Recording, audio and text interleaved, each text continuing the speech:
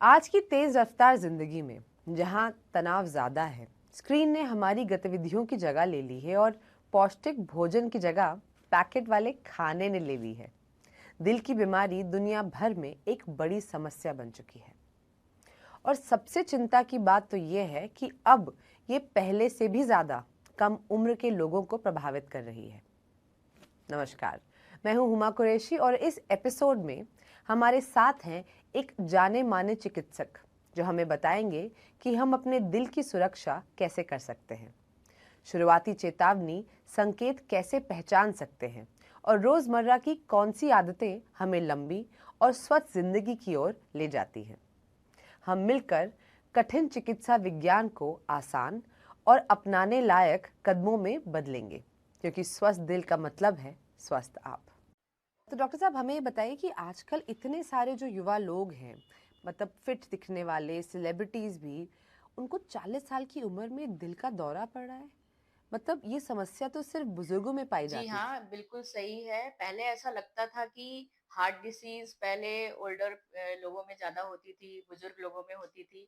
लेकिन आजकल का सिनेरियो चेंज हो गया है। इवन 40 की एज में भी लोगों को हार्ट अटैक्स आ रहे हैं। इसका सबसे बड़ा मेन कारण जो है वो लोगों की लाइफ़स्टाइल में चेंज होना है। लाइफ़स्टाइल लोगों की इतनी बदल गई है, लोगों को diabetes and hyper hypertension, dyslipidaemia, obesity, ये सारी चीज़ें भी यंग एज में हो रही हैं, तो ऑब्वियसली हार्ट डिसीज का भी रिस्क अर्ली एज में भी बढ़ जाता है।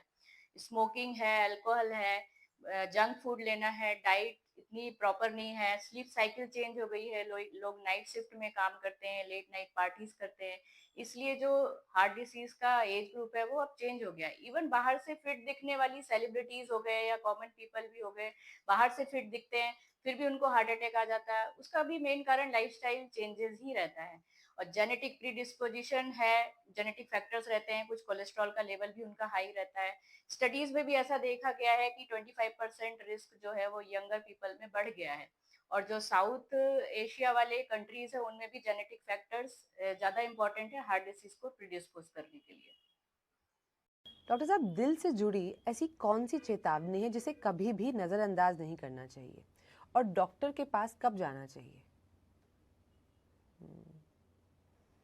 जी हाँ, कभी भी किसी पेशेंट को अगर सेंट्रल चेस्ट पेन होता है, वैसे तो स्पेसिफिक नहीं है, चेस्ट में कभी भी किसी भी लेफ्ट साइड, राइट साइड या इवन पेट के ऊपरी हिस्से में भी पेन अगर होता है, plus associated symptom like shortness of breath, ऐसा लगे जैसे हैवीनेस ऑफ चेस्ट हो रही है, ऐसे कुछ बहुत हैवी वेट रख दिया हो चेस्ट पे, पाल्पिटेशंस फील हो रहे हैं, हार्ट बीट फील होने लग गई है, बहुत घबराहट, बेचैनी हो रही है, ठंडे पसीने आने लगे हैं, पेन जो है चेस्ट का वो रिफर होके आर्म पर जा रहा है, नेक, जॉ में जा रहा है, बैक में जा रहा है, तो ये सारे साइन होते हैं अर्ली इंटरवेंशन के। आपको तुरंत ऐसी कंडीशन में डॉक्टर के पास जाना है और ईसीजी कराना है, डॉक्टर से कंसल्ट करना है, क्योंकि इन सब चीजों में जो टाइम रहता है वही इंपॉर्टेंट चीज है।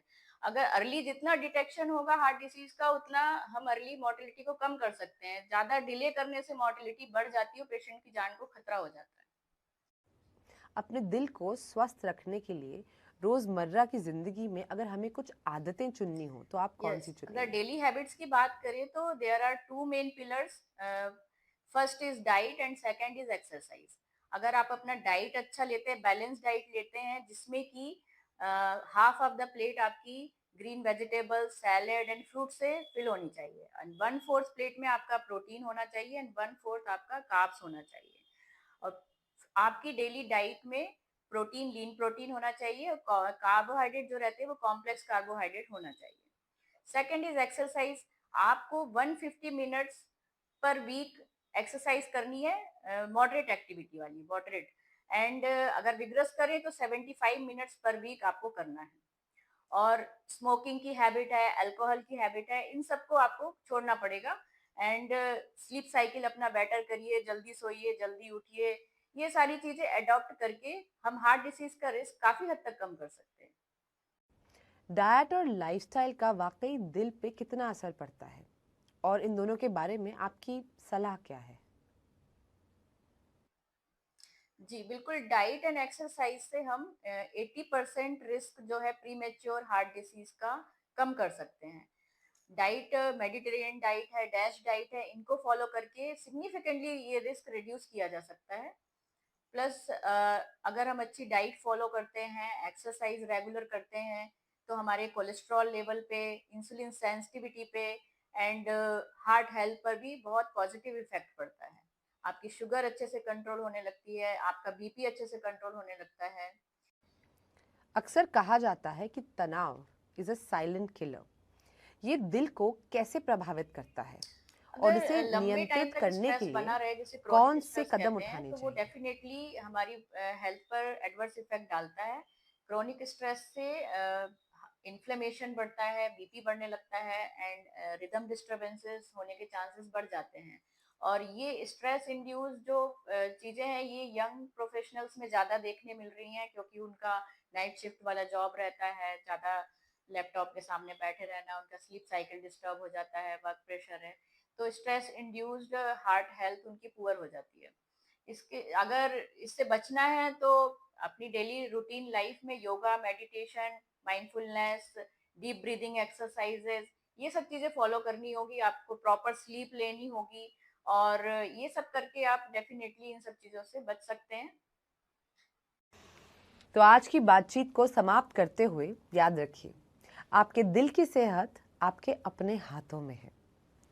हर छोटा बदलाव, चाहे वो आपके खाने में हो, आपके चलने फिरने में या आपके तनाव को संभालने में, आपके दिल को मजबूत बनाता है और आपकी उम्र बढ़ाता है।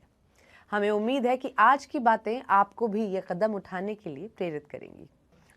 आखिरकार आपका दिल 24 घंटे सातों दिन सिर्फ आपके लिए काम करता है और ये भी आपसे उतनी ही देखभाल और समर्पण का हकदार है। धन्यवाद। द हार्ट टॉक सुनने के लिए।